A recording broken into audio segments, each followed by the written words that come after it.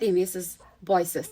Yuzdagi hollar qanaqadir ma'no bildirishini bilarmidinglar? Azizina, Uxudviy kosmetikalardan foydalangan holda hol to'g'risidagi ma'lumotlarimni bo'lishaman. Yuzimizdagi har bitta holli qanaqadir ma'noni bildirar ekan. Buni bilarmidinglar qizlar?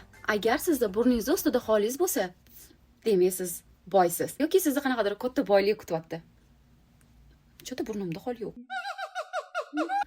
Agar xolis jag'iz atrofida bo'lsa, demak siz mehnatkashsiz, ish qilishni yaxshi ko'rasiz. Agar sizni peshonangizda, qosh atroflaringizda xolis bo'lsa, demak siz qat'iyatli, kuchli, o'ziga ishonuvchansiz. Barmoqlaringiz orasida xolis bo'lsa, demak siz pishir kuydir, narsa pishirishga ustasiz. Yana aytilishicha, ko'zini atrofida holi borlar chiroyli, intuitsiyasi kuchli bo'lar ekan.